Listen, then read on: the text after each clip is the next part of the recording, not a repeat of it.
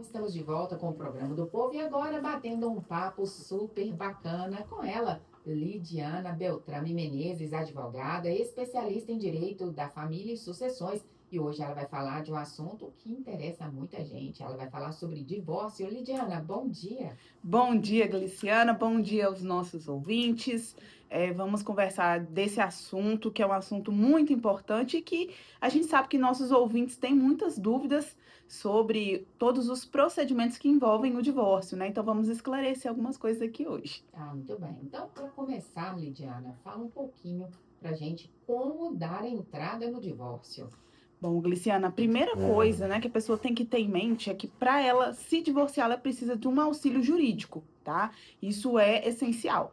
Independente se vai ser um auxílio de um advogado particular ou se vai ser pela defensoria ou mesmo aqui em Itabira, por exemplo, nós temos o SAGE, que é da FUNSESI, a faculdade onde os alunos fazem estágio e fazem esse papel de auxiliar a pessoa que quer entrar com o processo de divórcio. Então, o primeiro passo, procurar o auxílio jurídico, porque aí a pessoa vai saber quais os documentos ela precisa utilizar, precisa ter para entrar com esse processo, né? Certidão de casamento, os documentos pessoais, se tiver filhos, documentos dos filhos, certidão de nascimento, registro do cartório dos imóveis que tiverem, né? Documento que comprove os bens, tá? Então, vários documentos vão ser necessários, dependendo ali de cada caso da pessoa. Então, primeira coisa, procurar um auxílio jurídico, até para a pessoa saber quais os direitos que ela vai ter ali dentro daquela separação, daquele divórcio, né? Entendi. E quais os tipos de divórcio? Bom, nós temos dois tipos. Nós temos o divórcio litigioso e o divórcio consensual. Qual que é a diferença? O divórcio consensual é aquele divórcio onde a gente chega a um acordo, tá? Existe um acordo entre as partes, o casal se separa de uma forma amigável, tá? Então, tudo que é determinado ali é em consenso entre as duas partes. No litigioso, não. Existe algum conflito, seja com algum item específico, por exemplo, com a guarda dos filhos, ou com relação à pensão, ou mesmo com relação a todos os itens que envolvem um divórcio. Então, pode ser tanto só, por exemplo, de uma guarda, né, porque os dois querem a guarda do filho, ou pode ser por todas as questões. Guarda, pensão, divisão de bens, né? Então, vai depender de cada situação, mas os dois tipos são esses. Eu sempre falo aqui da importância da gente tentar fazer um acordo, que o acordo é sempre melhor para as duas partes. O acordo, ele acaba sendo mais rápido, ele acaba sendo menos moroso, né? E ele também acaba sendo mais barato, porque a gente sabe que um processo de divórcio em si já é um processo muito difícil, né? É um momento de muito sofrimento, é como se fosse um luto daquela própria pessoa. Então, se a gente pode tentar amenizar isso fazendo um acordo, né, um processo onde a gente vai ter um acordo, isso vai ser muito melhor, principalmente quando o casal tem filhos e esses filhos são menores, porque as crianças muitas vezes acabam ficando esquecidas quando o casal briga demais, né? Tem muito conflito. E aí a criança fica de lado, mas a criança é a primeira que sente, né? Então nós temos que pensar sempre nos filhos, nas crianças, principalmente quando são menores, né? Então, eu sempre falo aqui, a importância é a gente tentar esse acordo extrajudicial, né, e só levar ao juiz o pedido de homologação. Claro, existem casos que não é mesmo possível. Aí sim nós vamos para o judiciário, mas se a gente conseguir fazer, por exemplo, um acordo parcial, isso já é sim muito válido, tá, Gliciano? Então é importante a gente relembrar isso para os nossos ouvintes. Lembrando que o litigioso demora muito mais para conseguir resolver, né, Lidiana? Além de Demora demorar, é muito. mais caro, né, Gliciana? Aham. Porque você tem que pagar custas processuais ali, muitas vezes a pessoa não consegue justiça gratuita, dependendo da renda, e aquilo ali vai protelando, as pessoas, durante o andamento daquele processo, vão ficando mais nervosas, né? Porque, por vezes, você tem que ter uma audiência e você vai encontrar o ex, né? Então, existem essas questões que, infelizmente, no processo judicial, a pessoa tem que passar, né? E quando a gente faz um acordo, quando vai para o extrajudicial, pede só uma homologação, a gente evita isso. Às vezes faz uma reunião ali, ou nem precisa da reunião. Muitas vezes o próprio advogado, conversando com o outro advogado, conseguem os dois chegarem num consenso sem nem as partes precisarem se encontrar mais, né? Certo. E como fica definida a guarda dos filhos? Então, essa é uma pergunta que tem muita dúvida, né? As pessoas ficam, a guarda fica sempre com a mãe? Não, não é sempre com a mãe. O que é analisado sempre? qual que vai ser a melhor condição, quem vai ter a melhor condição de ficar com aquela criança. Geralmente as mães acabam ficando, porque as mães estão mais ali presentes, acabam tendo mais esse contato nessa criação do filho, mas não é uma coisa obrigatória. Então o juiz vai analisar. A casa vai analisar a questão do trabalho, se eles trabalham, rendimentos, né? A rede de apoio. Então, todas essas questões são analisadas para definir quem é que vai ficar com a guarda da criança. Depois que o juiz define isso, verifica isso, é que ele vai determinar que seja feita, por exemplo, uma guarda compartilhada, que é, no caso, hoje, a guarda mais utilizada nos tribunais, né? Que os dois têm poder de decisão sobre as coisas do filho. E determina o lar de referência, então, como da mãe ou como do pai, tá? E aí faz dessa forma. Quando existe um acordo, muitas vezes isso não é levado ao juiz, ao judiciário, então, às vezes, tem uma flexibilidade até muito maior do que quando a gente deixa para o juiz determinar isso, né? E além dos filhos, quando existe o direito de pensão para a esposa ou para o marido, como é feito o cálculo? Então, isso é muito importante, Gliciana. A gente acabou de falar aqui, para a gente definir a guarda do filho, a gente vai analisar ali a melhor condição. Então, o que a gente vai fazer com relação à pensão? Primeiro, os filhos, eles sempre vão ter direito à pensão quando eles são menores, tá?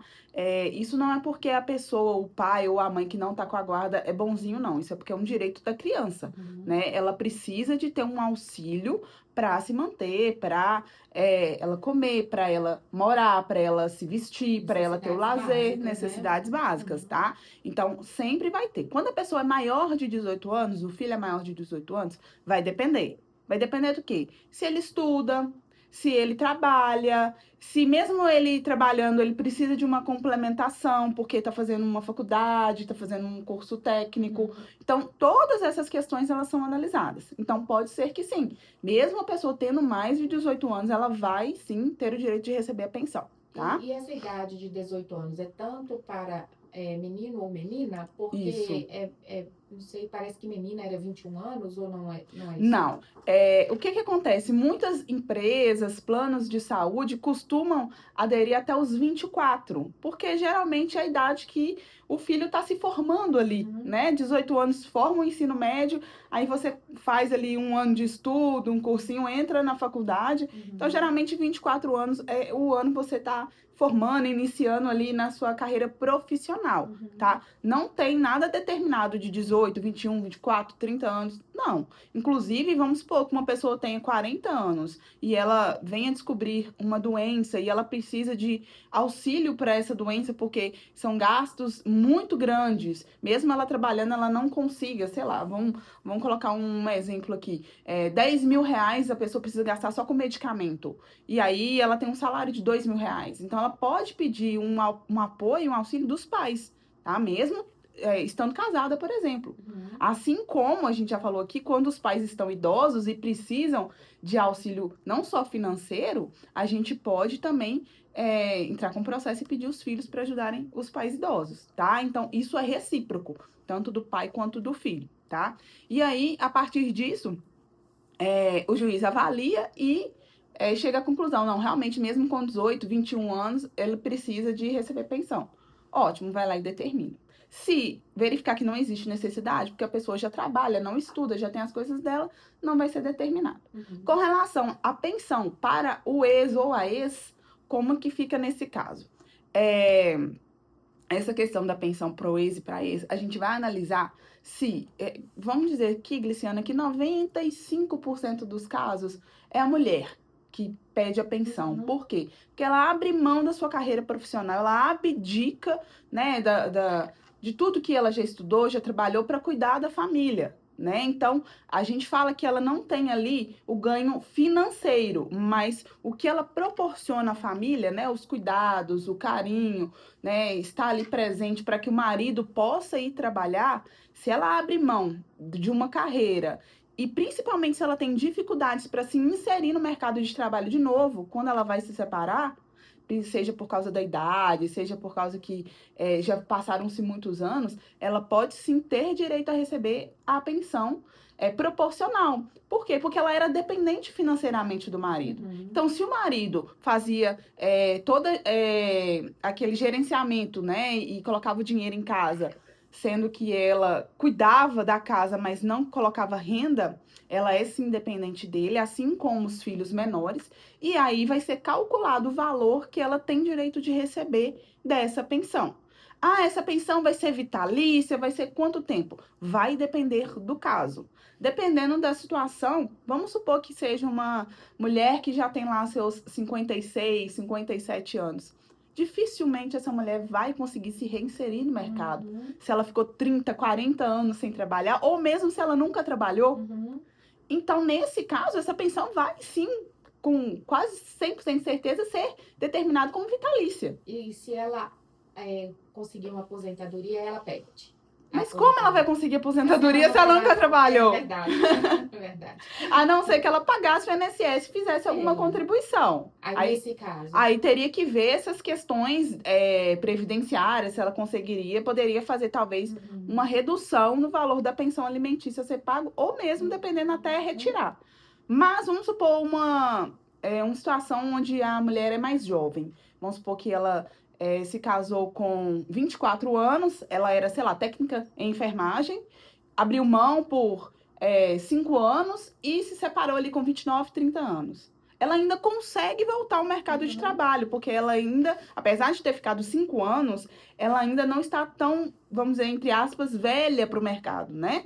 Ela vai ter uma dificuldade? Vai, porque ela ficou um tempo fora, né? Então, a gente pode pedir uma pensão proporcional. Então, o juiz vai determinar ali, ó, durante 1 ano, 2 anos, 3 anos, até ela se estabelecer.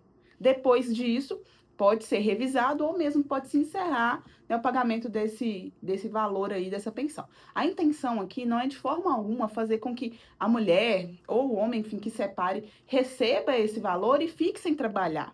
Mas é garantir que quem abriu mão durante anos, uma vida inteira, da sua parte profissional em prol da família, tenha o direito de se manter mesmo estando separado. E se ela se casar novamente? Se ela se casar novamente, aí a gente tem alguns entendimentos que não são, assim, pacificados ainda nos tribunais. Tem casos que entendem que pode, sim, encerrar o pagamento da pensão alimentícia, assim como no caso de quem tem união estável, recebe pensão, essas questões.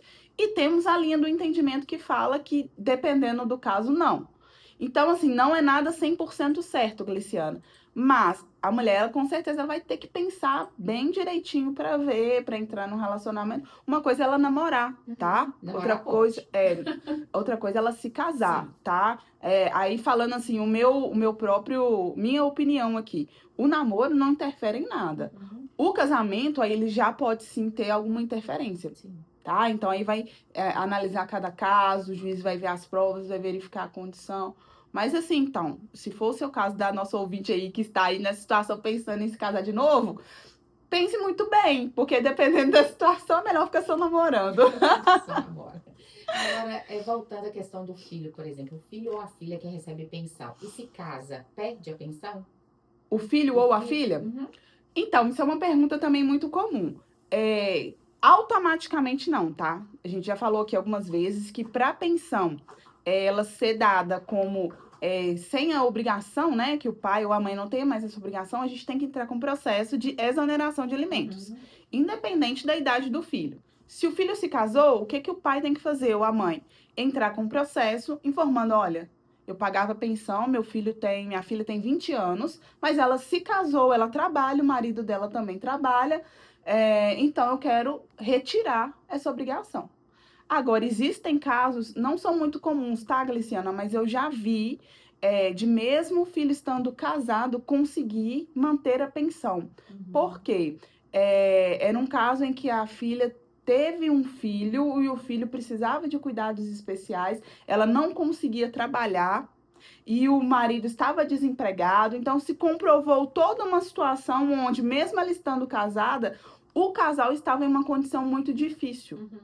E aí sim ela conseguiu, óbvio que de um tempo proporcional ali, manter essa pensão, tá? Então por isso que a gente sempre tem que falar que cada caso ele tem que ser analisado, porque cada caso vai ter a sua peculiaridade, especificidade ali, então a gente não pode falar que é sempre uma regra geral. Isso é uma exceção, mas pode acontecer sim, Sim. né? Dependendo do caso. Quando o filho ou a filha é especial, tem algum, né, tem necessidades físicas ou neurológicas, eu acho que a pensão é vitalícia, não é? Para sempre? Sim, se essa pessoa for incapacitada de trabalhar, Uhum. aí sim essa pensão ela vai Vitalícia. ser vitalícia. Independente da idade. Isso. E aí, mesmo quando essa pessoa que paga a pensão vier a falecer, lá no INSS ela vai receber essa pensão vitalícia. Em alguns casos também até o plano de saúde, tá? Esses planos que são mais antigos, né? Uhum. Porque esses recentes agora é muito difícil da gente conseguir isso. Mas nos planos mais antigos a gente ainda Em consegue. caso de falecimento do pai, então o INSS continua pagando? Continua pagando a pensão por morte. Geralmente é para o filho, ou o filho é viúva, e vai depender da situação, Entendi. Oh, tá? bacana. É Isso aí eu muito não sabia. interessante isso. É verdade, é bom, né, para quem está nesses casos, para saber dos direitos. Sim, e sabe uma coisa que eu só, antes da gente continuar, que eu me lembrei que é muito importante, e muitas pessoas não sabem. Quando o cônjuge falece, né, o companheiro, no caso de união estável, às vezes a pessoa demora muito para fazer a solicitação da pensão no INSS. E aí, o que que acontece, Luciana? As pessoas não sabem que você começa a receber a partir do dia que você solicita. A gente sabe que é um momento de luto, Sim. mas infelizmente temos as questões burocráticas, né? Então, a pessoa que você mora, né, seu marido ou o cônjuge ali, companheiro no caso de união estável, faleceu, não demore para fazer a solicitação, porque muitas vezes o INSS já demora a fazer o pagamento. E aí, às vezes, você perde ali uma semana, 15 dias, e esse dinheiro vai fazer diferença lá na frente, né? Então, só começa a contar a partir do dia que a pessoa faz a solicitação do pedido lá no INSS. Isso é muito importante os nossos ouvintes saberem, porque isso gera dúvidas. Muitas pessoas não sabem dessa informação e acham que se pedir depois de 2 meses vai receber retroativo, e não vai. Entendi. Lidiana, existe, por exemplo, no caso, né, no caso do casamento, tem obrigação de alterar o nome e também no divórcio tem obrigação de modificar o nome? Hoje nós não temos mais essa lei que fala que a gente tem que colocar o sobrenome. No casamento? Não existe Coloca mais se essa quiser. obrigação, só se quiser. E da mesma forma para se separar, tá? A pessoa não é obrigada a retirar o sobrenome, ela pode Se manter. tiver colocado do marido, se quiser, pode manter? Pode manter, tá? Inclusive, tem vários famosos que se separaram e mantêm o sobrenome do cônjuge, do ex-cônjuge, porque já ficou famoso com aquele sobrenome. Meu caso, todo mundo me conhece como Gliciana Ângelo. O Ângelo é do meu marido. Aí, se separar, como é que eu arranco o Ângelo? Entendeu? As pessoas conhecem você como... Qual que é o seu outro sobrenome? Santos. Se você começa a falar assim, Gliciana Santos, Ninguém vai saber. Ninguém vai Pode saber pelo Gliciana, porque é diferente. Mas, né, o Ângelo... Vão ficar na dúvida. O Ângelo é mais bonito. Então, assim, a única exceção vai ser se a pessoa chegou a, de alguma forma, utilizar esse sobrenome para prejudicar o outro, tá? Então, nesses casos aí, sim, o outro pode exigir que o sobrenome seja retirado.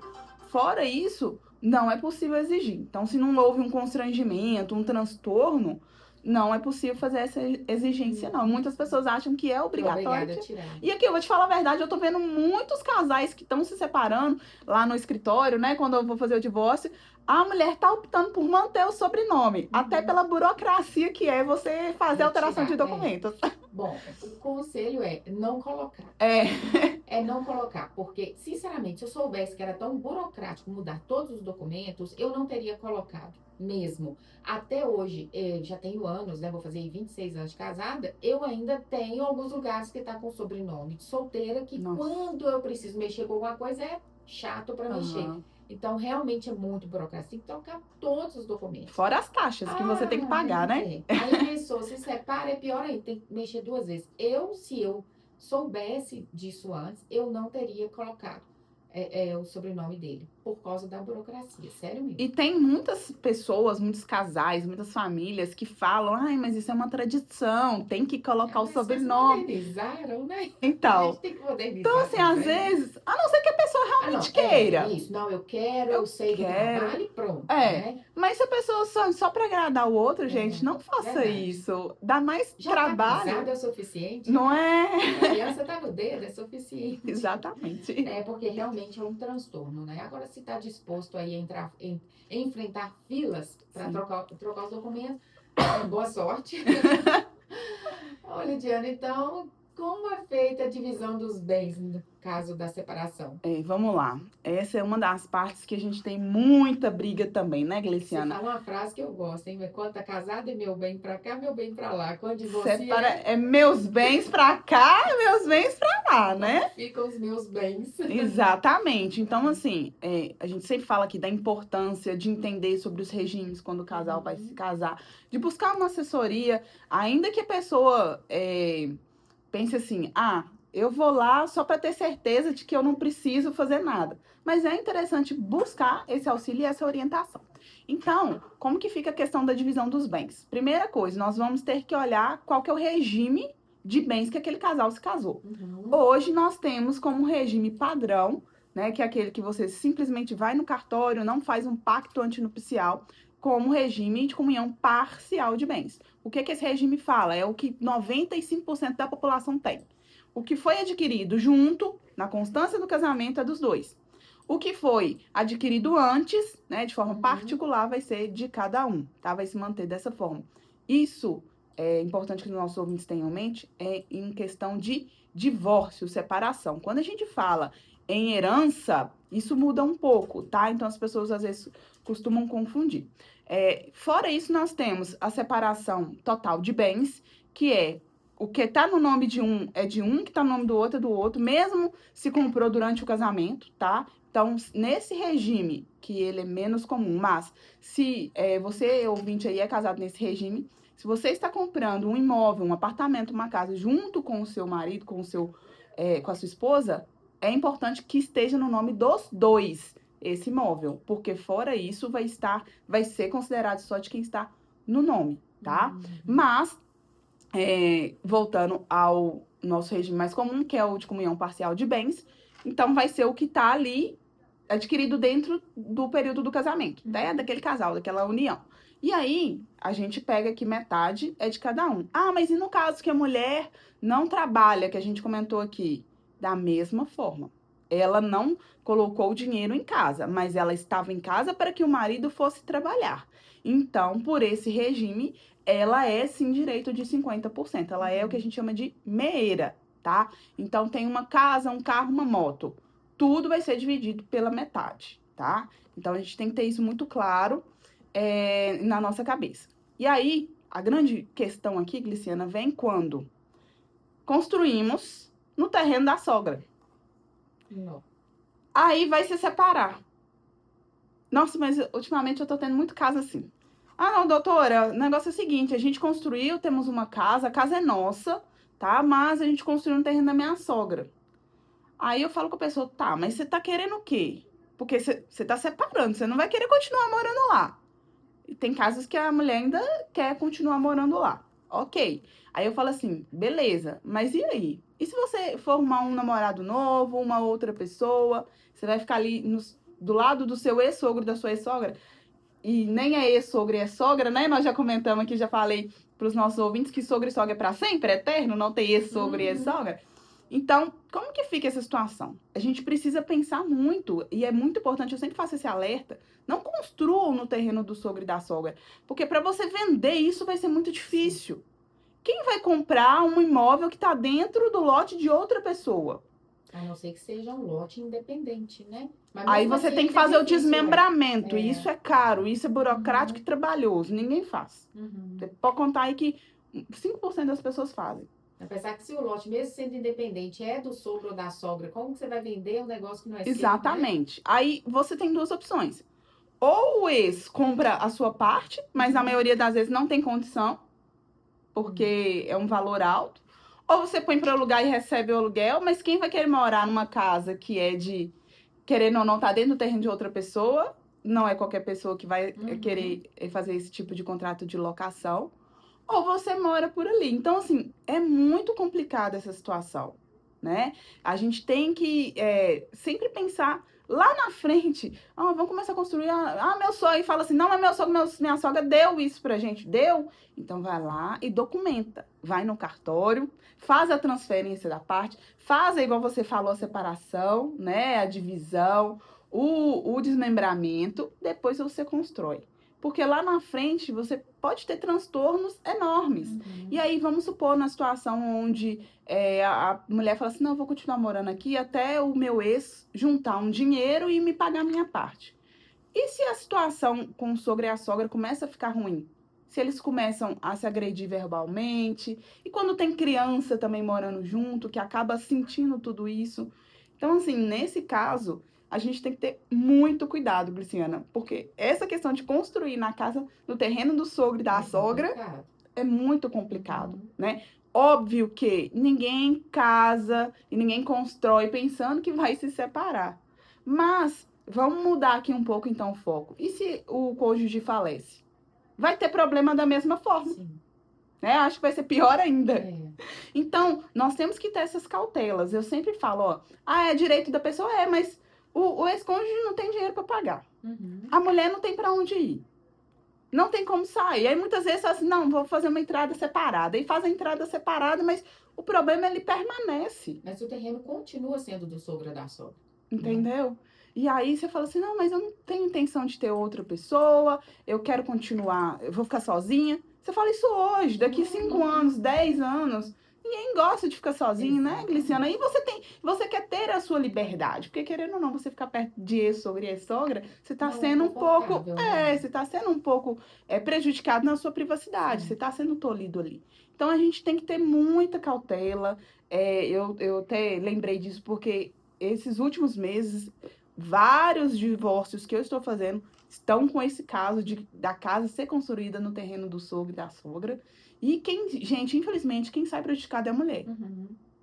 Quase que 100%, a grande maioria das partes da mulher. É na pensão, na divisão de bens. Então, assim, entender sobre os regimes de bens, entender sobre o que é o casamento. O casamento é um contrato, né? Nós já falamos isso aqui algumas vezes com nossos ouvintes. É um contrato. O contrato, ele vai se encerrar em algum momento. Seja com o divórcio, seja com a morte. Então, nós temos que entender por quê. Ai, nossa, então porque não me ama? Não, gente, pelo contrário. Porque ama, quer cuidar, né? Então, a gente tem que ter isso em mente. A divisão de bens é metade para cada. Mas, quando não é possível, aí vamos pôr no caso extremo, vai colocar o imóvel a leilão. Esse imóvel vai ser comprado por um preço muito abaixo, porque vai para leilão. Quem vai querer comprar um imóvel num terreno de outra pessoa vai querer comprar barato, porque regularizar é caro. E aí, a mulher vai receber uma mixaria. É só prejuízo.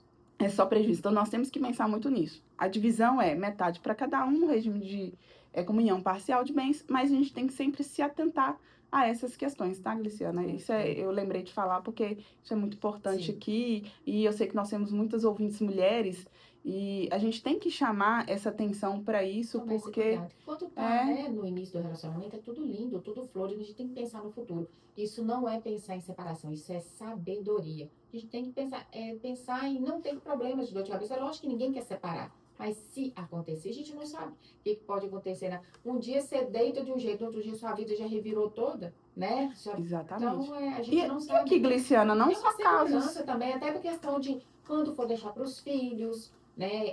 Herança dos filhos, quando questão de morte, né? A gente sabe que ninguém é eterno. Vai virando aquela bola de neve. Isso aí. Então, é pensar realmente no futuro. E assim, eu digo mais, não precisa nem de ter um caso de separação ou de falecimento. Não. Muitas vezes...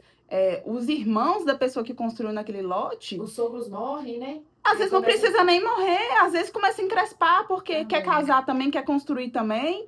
E aí fala assim, não, mas você deu essa parte pro meu irmão, agora eu quero receber também. Aí aquilo ali, sabe, vai virando uma confusão, que pode chegar a um ponto que a família toda para de conversar. Sim.